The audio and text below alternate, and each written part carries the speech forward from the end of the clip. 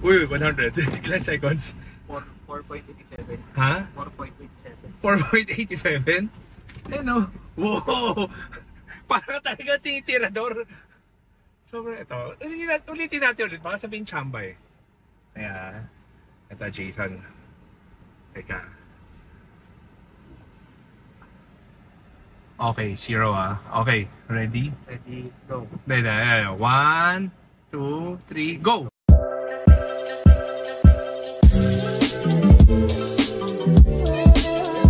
Okay guys, welcome to ating Cosmo Vlog. So, iti-test drive natin ito, Zeekr. So, hinirap ko itong sasakyan na ito dahil nakita ko ito naka-display sa Power Plant Mall.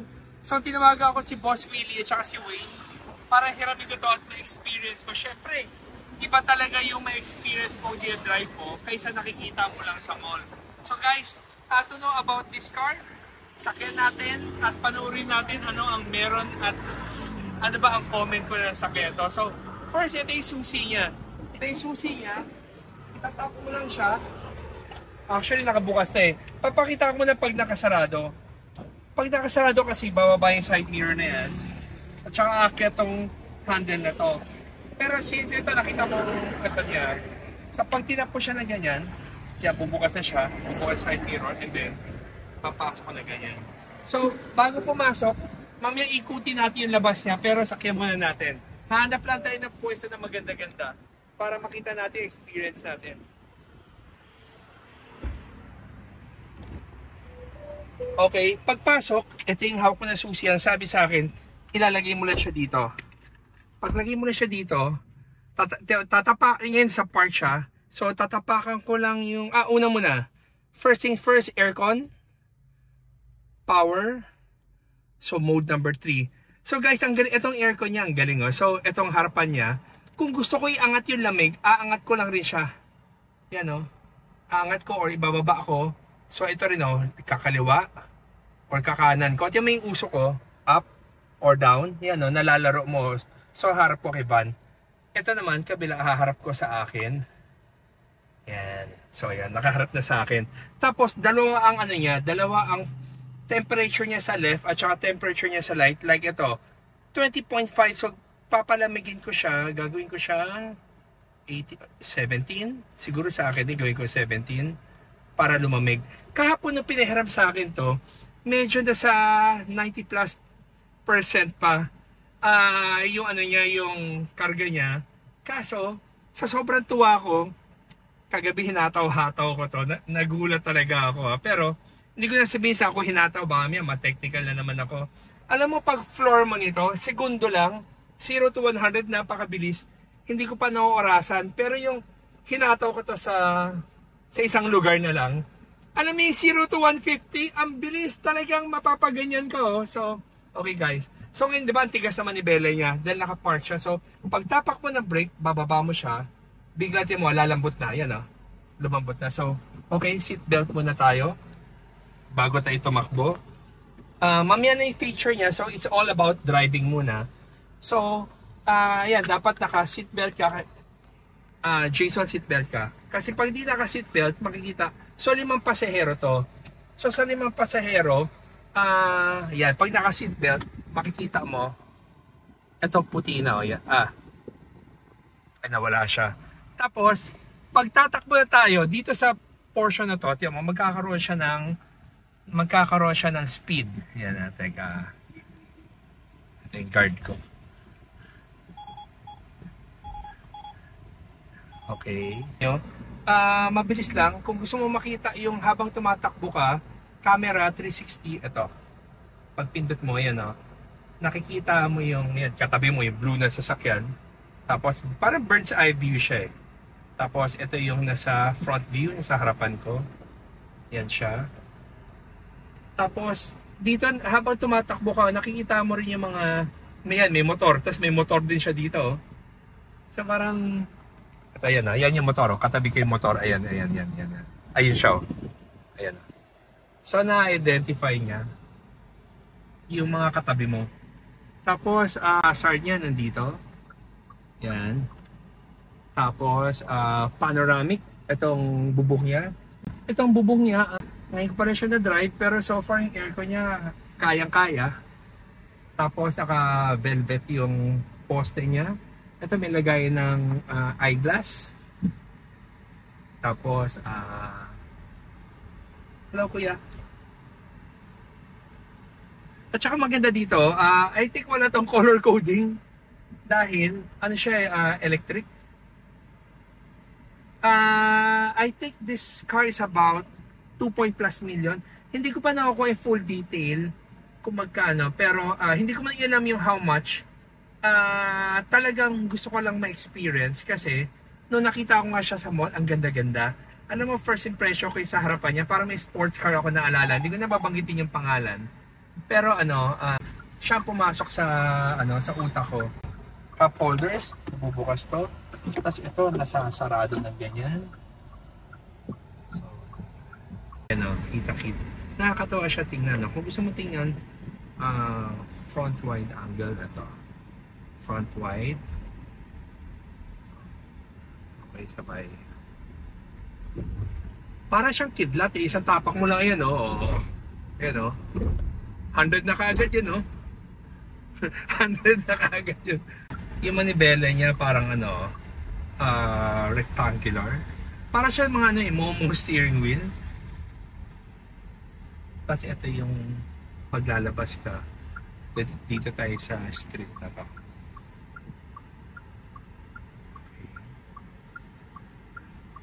Dito tayo mamaya hihinto. Pag humataw siya, para ka alam mo yung slingshot? Tiyan mo ito, alam mo kotse. Oras sa mga Jason, tingin mo na 0 to 100. Pag tumakbo, bilangin mo, okay, 1, 2, 3. 1, 2, 3, 4, 5, 100. Ilang seconds kaya yun? Hindi ko alam, pero nakakatawa gamitin to. Para ka tirador. So hindi ko alam kung nasubukan na ba to sa racetrack. Pero si Alan Uy, yung kaibigan ko na coach, nakalimutan ko anong electric car ginamit niya. Nakuha niya sa Clark na 2 minutes flat yung isang ikot doon sa Clark. So I don't know kung nasubukan niya to, ano rin ang pakiramdam. Pero masasabi ko, nakakatawa. So ngayon gusto ko naman ipakita yung labas nito. Saan ba tayo pwede huminto? Hanap tayo ng magandang view. Ikutin ko lang. Para i-share ko naman ang itsura ng sasakyan na to. Dapat yung may lilim eh. Pwede kaya dito? Okay, teka. Tiyan mo pag reverse. Tiyan mo i-reverse ko siya. Pag ni-reverse mo siya, kita-kita mo kung tatama sa baketa yung mugs mo. Yan o. O hindi. Yan o. So yan. O malamang, sabi niya, diretso na kaya. Labas nga tayo, tingnan natin kung diretso nga ba ang parking ko. Okay, pero bago tayo lumabas, pakita ko muna yung loob dito. So, nagtanggal ako ng seatbelt. Pagkatapos ito, ito yung Zeekr. So, pag pintot ko to, ano ba to? Side mirror. Side mirror. Tumupi ang side mirror. So, pipindutin ko ulit. Tiyan mo bubukas ha. Ayun, bumukas. Okay, next. Ito, ano kaya to? So binubuksan pala niya to. Para kung nakaparada ka sa mainit, hindi sobrang init yan pala yun. Pag pinit ko ulit, sumarado. Ito, buksan ko yung trunk. Tingin ko sa trunk ata ito eh. Pag tiyan mo yung trunk ka. Ayun. Bumukas yung trunk. Sa labas ka ba? Tingnan lang natin. Pipindutin ko kung magsasarado.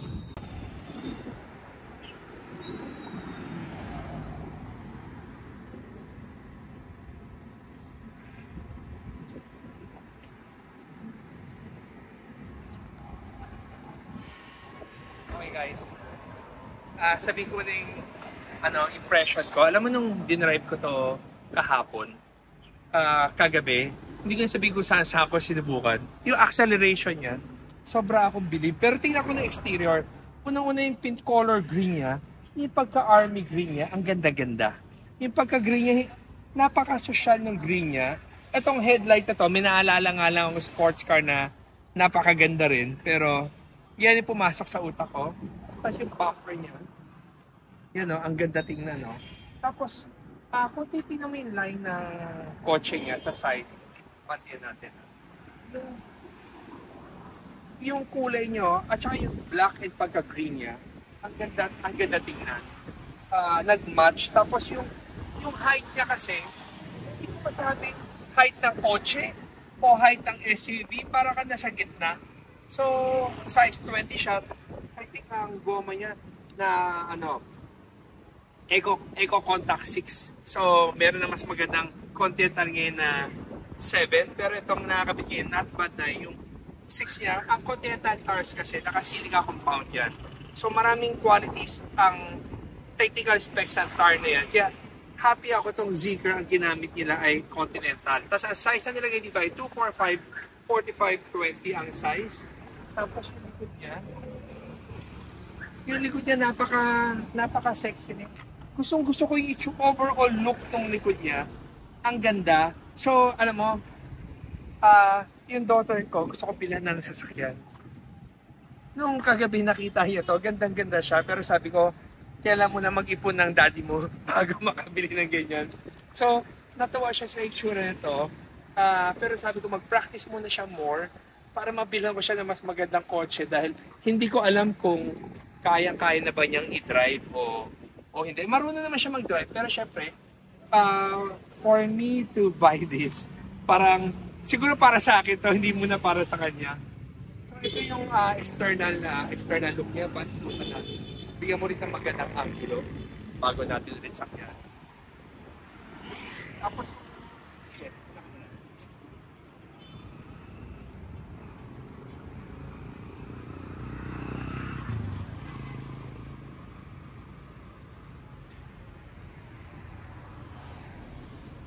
Tapos guys, papakita ko pa sa inyo yung upuan niya.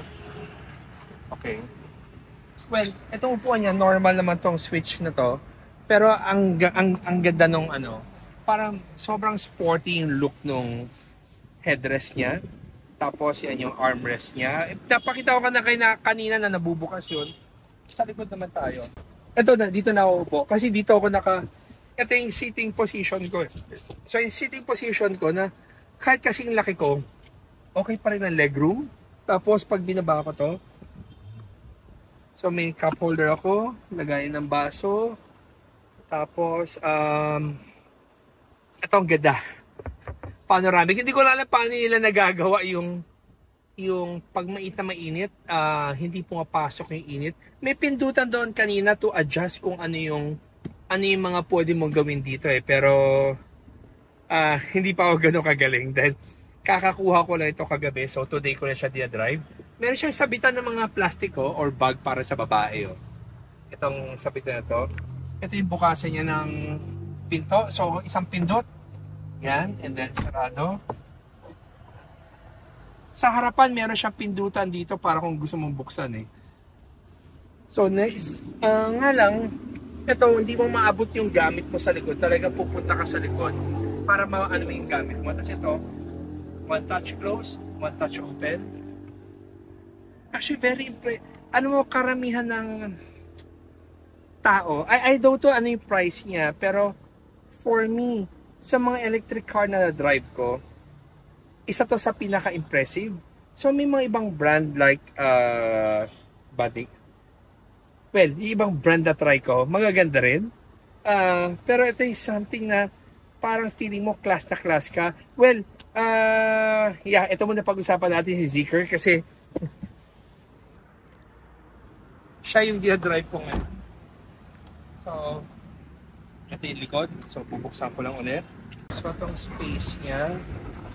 So, pwede itong pagkalin just in case may kakargahan na mas malaki. Then, yun, meron pang lagay na spare dito. Yan, tapos, so, meron ko pwedeng itago dito. Hindi ko alam kung may spare tire to, pero,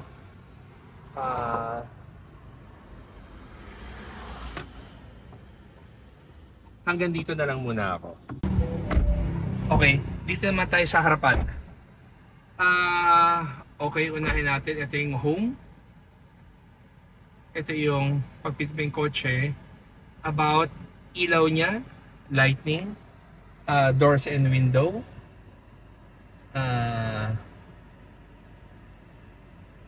So, left and right. Child lock. So, nakokontrol mo dito. Tapos, charging. So, as of now, it's 74%. Itong driving, yan o. Lagay ko kaya sa sport. Crawling. Crawling, ibig sabihin mabagal, di ba? Hindi ko alam. Maintain? Ano ba to? Crawling, siguro yan. Tapos ito, nakalagay yung hangin niya, 40 PSI, 39.2, 39.1. Hindi lang ako sanay. Ako pag naglagay kasi ako ng hangin sa kotse ko, maximum of 34. So, I don't know kung sobra to or talaga ito yung tama na dapat yung hangin. Next, ito yung 360. Which is, nakikita mo yung kung saan ka nakapark. Front wide angle is kita mo yung harapan. Rear wide, so ito yung sa likod mo. May kotse ako nakaparada sa likod na. Tapos ito, pinapakita yung front left and right. Front left, so ito yun, nasa kalye. And front left and right. Tapos rear left naman, at saka pinapakita yung right. Ito kung mababangketa ka na, ang galing oh. So may iwasan mo sa mga babaeng bago lang natututong magmaneho. So kita mo na kaagad. Tapos next, balik tayo sa ito, ano ba to? Sa fan. Okay. Heater. So ito yung upuan. Kung kailangan mo ng heater, hindi ko kailangan, sa Pilipinas tayo. So ito ang aircon, kaliwa and kanan, auto, heater, ito music. So 98.7, ito yung radio station ko. Tapos ito naman para kang Android. At saka ito speaker, hindi ko alam ano ba itong speaker na to eh. Kung may magsasalita ba dito o hindi. So overall guys, ito ang review ko. Ngayon subukan naman natin yung sports mode dito. So dito naman tayo. Jason, bilangan mo ulit yung segundo. Pwede anytime. Teka.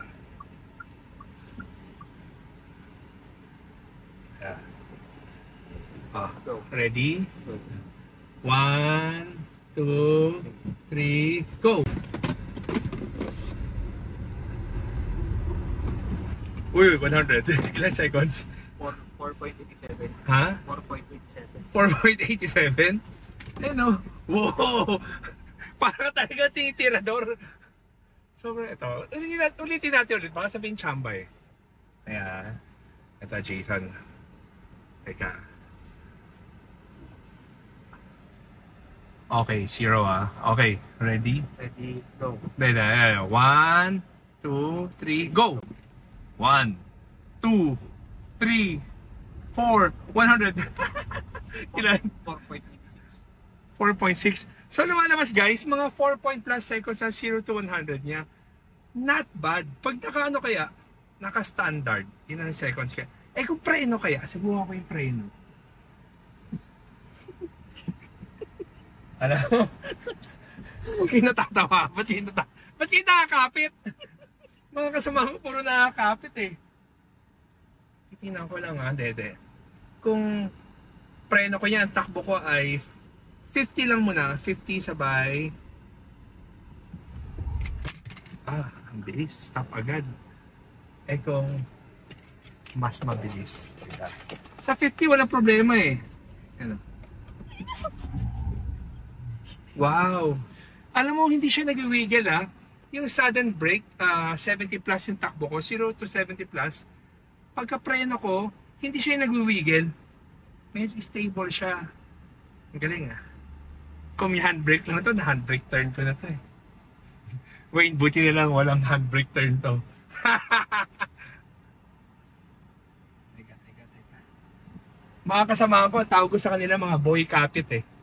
Boy kapit sa 100 naman tayo. So, subukan ko 50, 75, and then sa 100. Tingnan natin. Ano ang ano. Paunahin ko na ito motor. Okay, bibilangan so na. Ready ka ha? 1, 2, 3, go!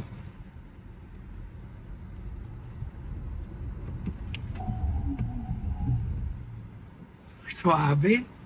Grabe oh. Ito nga pala, may speed pala ako dito. Ewan ko nakikita niyo yung speed ko dito. Kaya ulitin ko lang ha.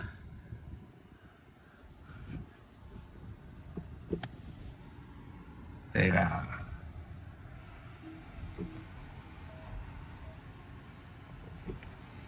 Guys, etong ano, ewan ko nakita niyo yung ano ko yung speedometer ko. Ayan ha. Okay. Okay, go. 100 and then stop. Galing oh. Hindi man lang ano, hindi man lang kumukurap. Baga kumukutitap-kutitap to eh. Galing. So guys, ito yung ano, actually, ito yung test drive natin. Hindi ko na makapahabain. Overall, sobrang kontento. Hindi ko alam eh. So subukan mamaya patakbuhin to ng 200 kasi nasubukan ko lang to hanggang 100, 150 plus kasi sinubukan ko kagabi. Medyo madaling araw na yung tinakbuhan kong kali at hindi ko talaga sasabihin sa inyo kung saan ko ginawa. Baka i-bash nyo na, baka ma-bash nyo lang ako. Pero ginawa ko naman siya sa maluwag at very safe na kali. So, ang masasabi ko in terms of braking and power, approve na approve. Pero sa turning, yung mga cornering, hindi ko pa masabi, wala tayo sa racetrack. Pero so far, happy ako. So sa mga naghahanap ng, syempre may mga sobrang budget, yung mga naghahanap ka ng, yung mga nagsisik kayo ng mga bagong sasakyan, or bagong laruan, or bagong whatever, I would say you can consider this Zeekr in terms of performance. Pero sa performance, yung look niya, ang ganda. Pero yung gamit ni Big Boy, kumpara dito, parang iba eh. So, hindi ko pa alam ano ang ibang model ng Zeekr. Etong nakalagay sa akin is Zeekr X. Yung kay Biggs kagabi, hindi ko napansin. Pero, I would assume na yung power nun at saka power to, baka iba lang yung variance ng body. Pero, ang galing. Tapos, ito pala, ito yung sa music pag ino-on mo yung volume. So to adjust, yan o. Yan o. Diba? So guys, peace lang tayo lahat dyan ha. So itong vlog na to, happy vibes lang to ha. Hindi talaga ako vlogger ng kotse about technical ng kotse or specs or numbers. Hindi ko alam ano yung mga Newton, ano yung mga, ang alam ko lang torque at saka yung nararamdaman ko yung G-force. So, happy ako sa na-feel ko. So, itong share ko ay personal vlog ko, personal opinion ko, at walang anumang technical. So, kung sabihin nyo, wala namang alam sa technical si Ato eh. Wala naman talaga alam sa technical eh. At ayaw ko nang i-claim na marami yung alam sa technical.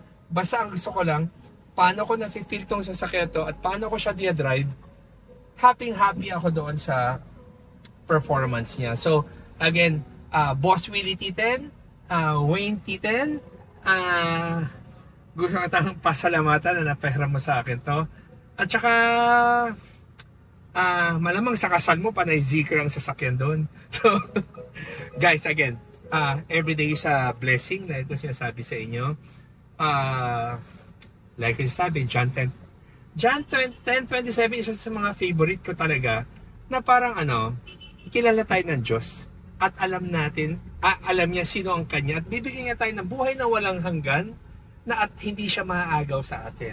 So yun, si Romans 10:14 naman, ito man siya sabi doon. Ito salita ko lang rin to pero ito rin ibig sabihin.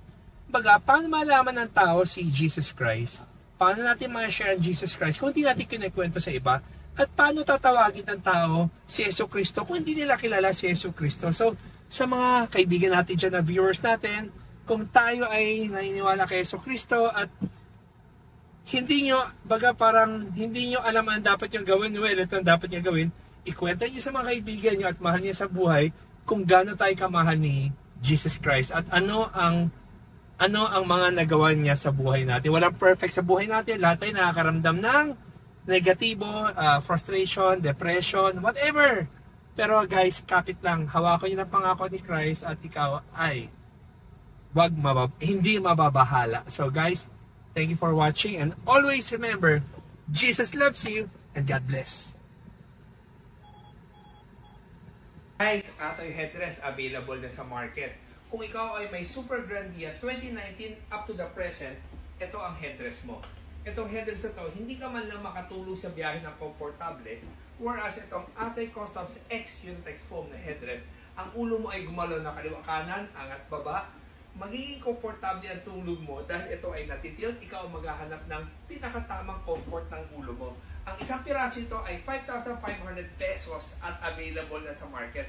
Kung nagtatanong naman ng iba, magkakaroon pa ba para sa mga ibang sasakyan? Yes, inuna lang natin itong Super Grand Dia. Isa siya sa pinakamaraming van sa Manila. And then, LC200 owners, next na kayo. So guys, if you're interested, call our office at 3411-5858. Supportahan natin ang katang-isip ng Atay Customs. At guys, it's a Filipino product. So thank you for watching and always remember, Jesus loves you and God bless.